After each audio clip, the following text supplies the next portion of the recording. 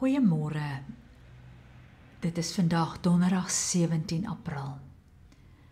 Ek gee jou weer 'n oomblik van stilte.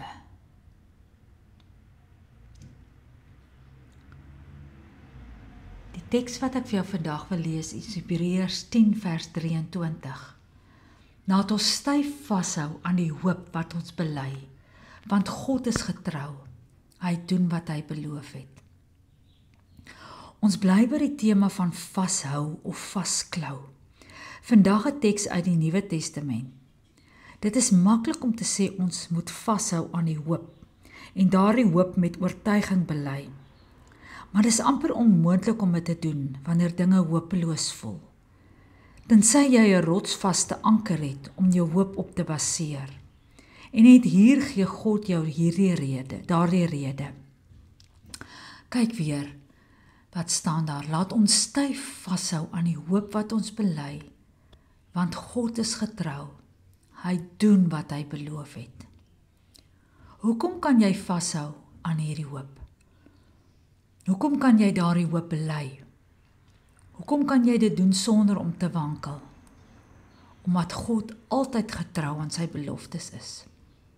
Hy is getrou om jou deur die offer van sy seun aan die kruis jou sonde skoon te was. Hy is getrou om jou tot aan die einde toe styf vas te hou.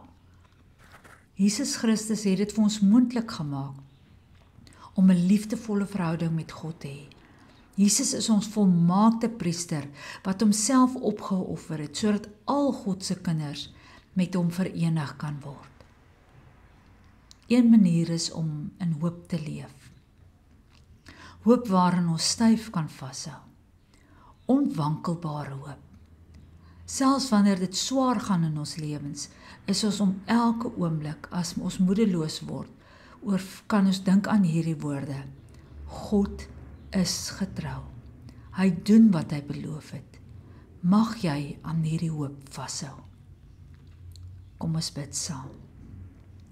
Here, help ons om getrou te bly aan die hoop wat U deur Jesus Christus aan ons gegee het.